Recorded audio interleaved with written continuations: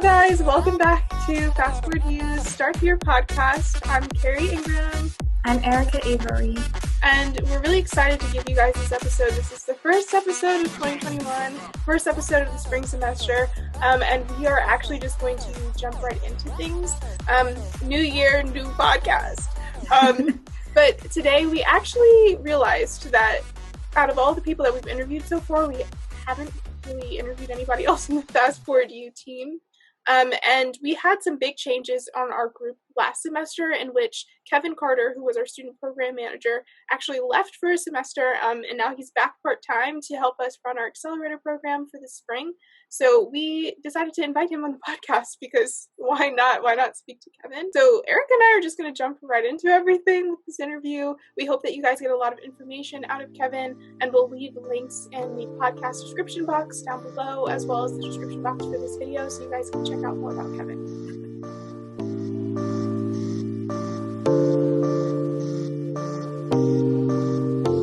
Hello, Kevin. How are you doing today?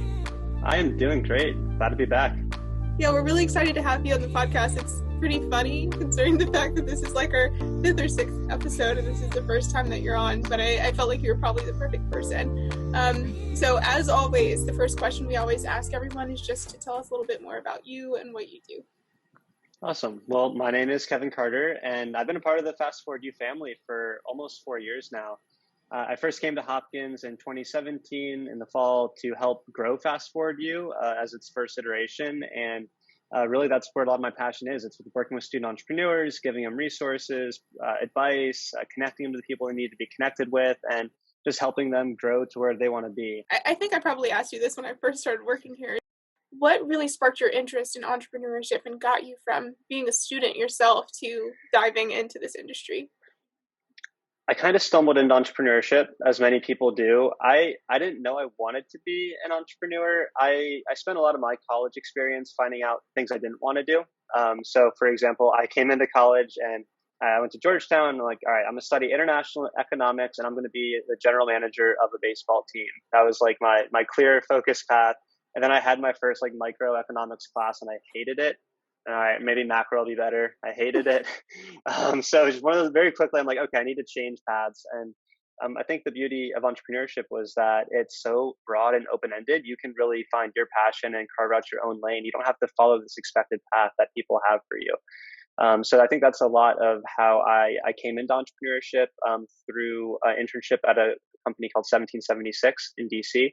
They're an incubator, and what they do is they have a lot of different companies that are trying to break into entrenched industries like education, energy, government, things like that, and they help give them the resources they need to make sure they can succeed and break in. And just being in that kind of atmosphere, not like the fictionalized like Silicon Valley or Shark Tank, oh, this is entrepreneurship, but like actually seeing what entrepreneurship was. And the fact that it wasn't so glamorous was actually kind of appealing to me because I had this image, like, this Hollywood generated image, but then seeing, people day in, day out in the trenches, just like working their ass off. I don't know if I can say that, on basically to be able to accomplish your dreams. I'm like, wow, I want to do that. I want to find my version of that. To bring it back to Hopkins, I ended up applying for this fellowship called Venture for America, which helps match young entrepreneurs recently out of college with entrepreneurial opportunities all across the country. And through Venture for America, I was able to find my way here to Baltimore and to Johns Hopkins. In what ways do these small businesses that you've helped need support, and how do you offer that support to them? Yeah, so I recently started a nonprofit along with another Hopkins alum, Pavel Lepere, called Emergence Baltimore, which provides a lot of support services for local small businesses here in Baltimore. So we identified, especially in this crazy world we live in, that many businesses were not quite equipped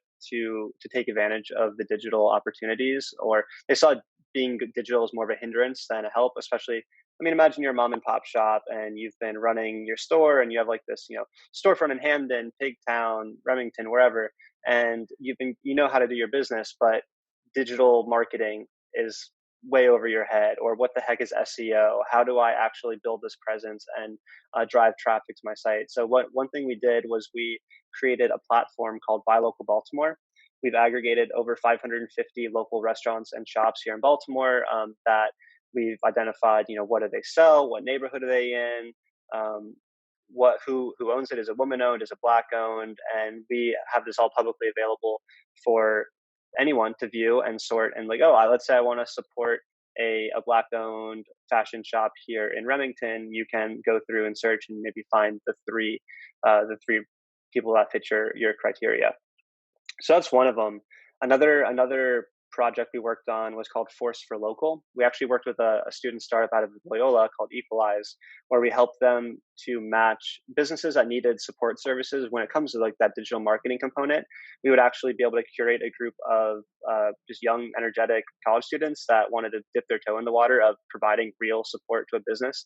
And they would get matched up for like these short-term, maybe 10, 20-hour projects where they would implement a social media strategy, digital marketing plan, create a content calendar, capture content, and then just give that over to the business for them to help drive traffic, especially during the holiday months, which we just wrapped up. That was when it mainly took off. And finally, we had another project called Be More Baskets, which is all about trying to find different local businesses that have really cool items to sell. And what we do is we aggregate those and we theme them. So, for example, we have Black-owned baskets. We had things for different holidays. We have Valentine's Day basket coming up. And from there, you're able to support a little bit of each business. And then you have like a very personalized Baltimore gift that you're able to give to someone you care about or yourself. Self-care is big too. Yeah, I've been looking into the Be More Baskets. I didn't initially realize that you were connected to that, and then I saw, like, at first I thought it was something separate that you had volunteered for, but I just think it's really awesome. Who would you say are some of your, like, inspirations in terms of entrepreneurship? And I guess they don't technically have to be an entrepreneur, but if they inspire you in some way. Yeah, no, that's a really good question. I think depends on the type of person. So I think I've always identified with social entrepreneurs, people that they realize they can make money and they can also make the world a better place at the same time. Those don't always have to be mutually exclusive. In fact, anything you can do to kind of create those incentives or align those incentives are really, really powerful and can lead to the most lasting kind of change. I'll just say one name that I've been really, really impressed by and really kind of look up to is a guy named Ian Rosenberger. He's a social entrepreneur out of Pittsburgh, and what he did was in 2010, he was just at a bar getting drunk with friends on his account. Oh yeah, this is the inspiring part. No, he noticed this is when the Haiti earthquake happened, right?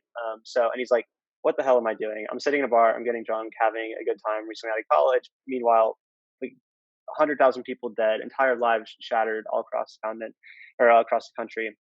And what he ended up doing was, instead of going there and try to have like this white savior approach, he just went and just want to talk with people, find out what are some of the biggest issues on the ground, what are things that can be done that will have a lasting change. And he found out that 70 something percent of the garbage on the ground in Haiti was actually recyclable.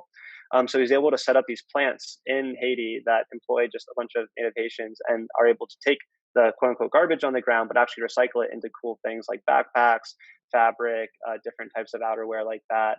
And has just been, making a huge, huge difference in the area. And it's always just been like the attitude, I think, of like, what can I do? It's like, you can kind of rest in like a cushy life for yourself, or you can like really see something that you can make a difference in and just put all your time, effort, and energy into it. So he's a really cool guy. I recommend anyone listening to look him up. What has been some of the most rewarding aspects of the work that you've done?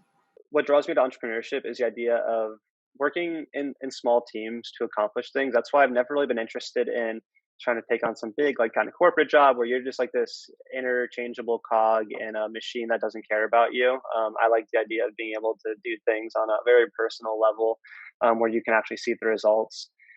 So I'm really passionate about that type of thing. Most rewarding parts are seeing, especially when it comes to the student entrepreneurship space, is like seeing something go from an idea to the implementation. That's something, there's a few startups that I feel like, especially my time in 3 years at Hopkins, where they've come to me and they're like, they just had this concept. They're like, hey, wouldn't it be crazy if this thing happened? Or how do I even begin to think about this? And then it gets to the point where they actually are able to do it. So one of our recent graduates, Lauren Jess, she started something called The New Norm, which very similar to Ian, Rosenberger, is all about trading new life for recyclables that are typically thought of as garbage. So she created a machine that was able to take red Solo cups, like melt them down and turn it into wearable fabric through a very elongated process. And I just remember she came to me one day, it's like, hey, I have this idea. I want to do this. Like, is it crazy? I'm like, yeah, it sounds kind of crazy, but it sounds pretty cool. So from there, like, we were able to help her put a team together. She, I think, took advantage of almost every resource we had at FastForward U, including the physical space, the maker space, the accelerator. And then she ended up winning the second Bashadi Student Prize last year for $20,000, which has allowed her to continue working on this after she graduated. So to me, it's like really rewarding to see just like that whole spectrum of opportunity that comes from a simple conversation of like, hey, like, how do I go about doing this? It feels really, really rewarding. Switching gears a little bit, I always refer to you as like the encyclopedia of knowledge when it comes to entrepreneurship when anybody asks me for references. So I am kind of curious to know what you do as far as networking, remembering the people you meet, the ventures that they do, and if you have any advice for listeners on how they might be able to improve upon their skills for networking. Yeah, that's really, really valuable and something that I appreciate your perception of me that way. I definitely don't feel like a natural networker. I often find it fake and phony. It's how you approach, but it's how you approach it. It's all how you approach it. Because my perception has changed. Because to me, it used to be like this very like, you know, you scratch my back, I scratch yours, like kind of like quid pro quo thing. The way the world works. But I think if you approach it from a genuine sense of like, I'm curious, like I want to learn more about whatever this person is working on. People have very interesting stories to tell. People are working on interesting things, and people often will just have things that you can help them with. So I try to take a very selfless approach when it comes to it. And I try to do a quality over quantity, if that makes sense. Like we've all probably been at those networking events where people are like, okay, they have like, you know, 2 minutes to go and chat with everyone, shake their hand and move on and give a business card. And like, that's not a real, you know, like I'm not going to respond to that person, like unless I really felt connected with them. Whereas if you have like a 30-minute conversation with someone off to the side at a networking event, maybe you meet that one person, but you know that one person. I find that a lot more valuable. And that's someone you can more likely follow up with in the future. The main advice I will give that I've been given though, if you say you're going to do something or you say you're going to follow up in some kind of way, just do it. I know it can be like something, maybe you're doing it all night and then you got back home, it's 10 p.m. and you don't want to send that email. I would say send it then, but if not, fine, send it the next morning because you just don't want to lose out on that. Like you had a great, genuine connection. You want to keep that going. And you don't always have to have an ask too. It can just be like, hey, it was so great to meet you. You have an inspiring product, an inspiring story, an inspiring mission. Keep it up. Let me know if I can help. But if you said, hey, I should connect, I'll connect you with this person, or I'll send you this resource, or we should follow up about this thing, just do it because people will notice when you're flaky. And then if you come to them 6 months later and you never had that initial follow up, they're much less likely to follow up or be able to follow through. So a lot of it's the energy you put out in the world to the people and just keep it authentic. Yeah, that's definitely something I struggle with personally as a scientist too, because I feel like we're all awkward. Not all. Just a little. So another question I have is, like, what are some of the most important or most common things students need to learn in the accelerator programs? It'll depend where they're coming from. I'll turn the question a bit. I think the most important thing student entrepreneurs need to learn in general is they need to build something that somebody wants. It's an obvious statement when you think about it. But I used to lead this presentation called Intro to Entrepreneurship. I'd always start like, okay, what are the top 10 startup mistakes? People throw up like, oh, you don't have enough funding. You don't have the right co-founder. You don't have the right team. And like, okay, some of those hit the top 10, but the number one startup mistake is to build something that nobody wants. And the way you do that is you just go out and talk with people. It's really as simple as that. It's a little more complicated. You have to ask the right questions, talk to the right people. But at the same time, like you just go out and have these conversations. Don't be so eager to build a product and put it out in the world before you even know who you're building it for, what their problems are, their pain points. Is it a real problem? Is it a fake problem? A lot of students solve fake problems or problems that people aren't motivated to pay for, or it doesn't, it's not at the top of their list. But if you're solving a real problem that somebody has, doing it well, doing it efficiently, doing it personally, there's a market for it.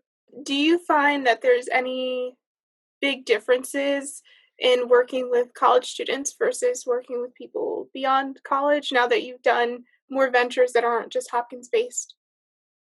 Yeah, for better, for worse, you have a safety net in college. I think it's for better, but it means that oftentimes people are less motivated. I mean, I work with people that their small business is their life, right? Like it is literally how they feed themselves, how they put a roof over their head, how they employ people, and so other people's livelihood too. And you have to imagine they're a lot more committed and into it sometimes than certain college student entrepreneurs where, oh man, finals or midterms have hit, or I have a really tough period right here. And sometimes startups, and it's totally fine that this happens, but it is the main difference that startups will just, the first rough patch you hit, it's just like, all right, well, on to the next idea, or let me put that on the back burner and I'll come back to it later. They often don't do it. So that's one of the main things. I think just like level of maturity in general, and that's not to say college students aren't mature. I've met very, very many mature college students, but I think it's just, is this startup a hobby or is this startup your life? Where it ranks on that spectrum is probably the main difference I've noticed getting out of the college arena. How do you balance like doing all of these different things at once and having, your other ventures that you work with? I am learning. Yeah, it's a work in progress. So this is still pretty new to me. So for people listening, my timeline was I worked at Hopkins full time until the end of June. And then I worked on Emergence Baltimore in some iteration from basically August onward.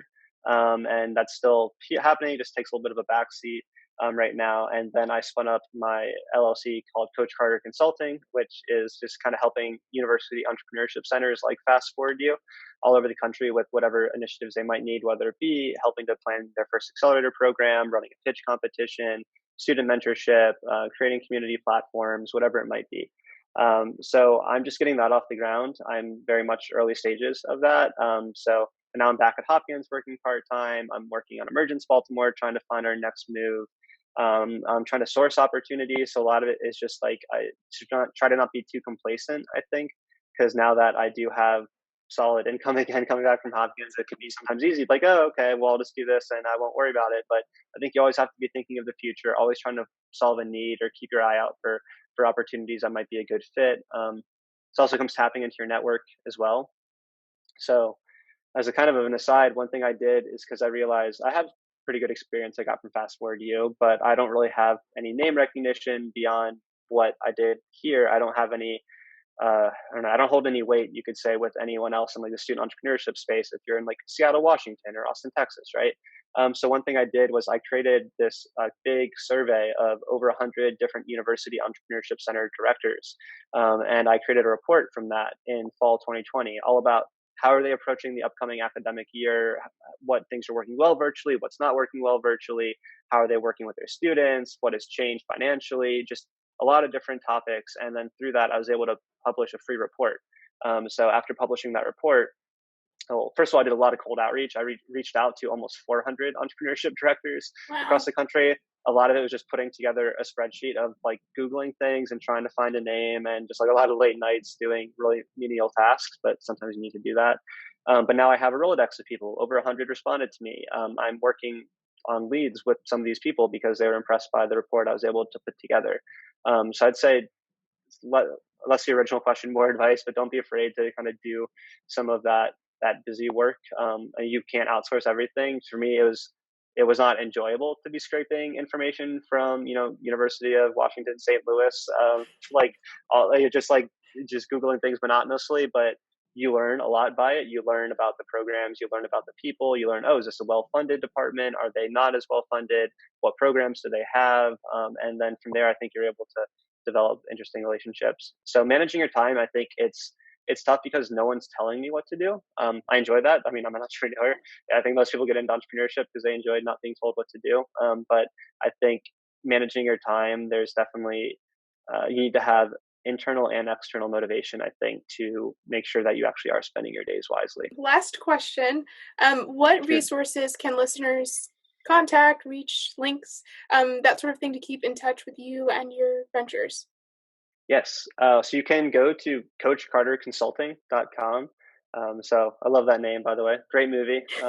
I don't think I'm breaking any trademarks or copyrights, but if Samuel L. Jackson sues me one day, you'll see. So that's where I have my report that I listed. That's where I have all my services that I've worked with, some of my news articles. Also, FastForward U, very much so. Go on the FastForward U website or follow us on Instagram, which Carrie wonderfully manages, and be able to check out all of the upcoming events. I also have a curated list of funding opportunities for student entrepreneurs all across the country. So the big competitions that are open to anyone as long as you're enrolled in college, I've gathered those and have a lot of information you can sort through, so you don't miss out on that potential $100,000 grant that some of these offer. So yeah, Coach Carter Consulting. Let me know if I can be of service. Happy to help. And just to check, can they get the funding list or your newsletter through the Coach Carter website? Yes. Okay, awesome. So I'll include that. But thank you so much, Kevin. This has been really great to catch up with you. And it's funny because as much as we've spoken when we were back in person, I feel like you're like a great person to interview from a journalist perspective. So it's nice just to ask you questions. Yeah. I agree. You give good answers for sure. Yeah.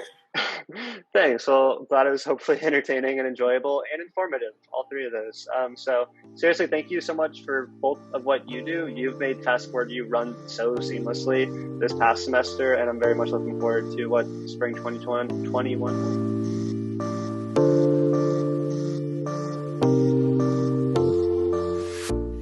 Okay, so my fave find for me personally was getting the COVID vaccine. Get your vaccines when you can. That's actually awesome. I didn't know you got the vaccine. Yeah. How long ago did you get it? Like, I think it was last week. Like, it wasn't that long. Oh, wow. Yeah. I mean, it's just such a hype thing and such a big deal. And even when I went there were so many people, and like, you know, you're getting this injection and you've been waiting so long for it. It's been in the news and you're like, oh my God, is this really happening? Like, you know, you hype it up in your mind so much that, you know, even me, I was like having like an existential moment. I was like, oh God, like finally, like my cells are making like this spike protein. Like, yeah, it's a whole thing. Yeah, exactly. Yeah, that's awesome. So I tried really hard to think of my fave find, and I try to think of like things that are recent or new. So I guess for me, my fave find has been looking more into upping my technology game for content. And I found a lens. I'll try and find a link and put it in our description box. It's like a Sigma lens off of Amazon. And basically, I talked to a lot of people about getting cool lenses for your camera that are better for podcasting, for interviews and things. And they recommended me like the Canon ones, but they're like $200 at the cheapest. And I know, especially if you're a student listening, you're probably like, I want good content, but I'm not about to spend that money. What I got was only $60, and it works like the charm. The only caveat to the lens is that you want to make sure you have a mic that's not just on your camera, because you will hear the lens focus and like try and refocus and adjust. So I'm assuming that that's the purpose of it being so cheap, but the actual quality is fantastic. So I guess that's my favorite find. It's less important than the vaccine, but it's the only thing I kind of cheated, so no worries. But yeah, so this pretty much sums up our first episode. We're really excited to get back with you guys. We're still hoping to aim for at least one episode per month, but we'll see if the frequency increases, decreases, and we'll let you guys know ahead of time. But let us know in the comments if you guys have anybody in mind that you'd like us to interview or topics that you'd like us to discuss. And with all that being said, I'm Carrie Ingram. I'm Erica Avery. And thank you for listening to today's episode. See you guys next time. Or I guess talk to you guys next time. Yeah. Thanks.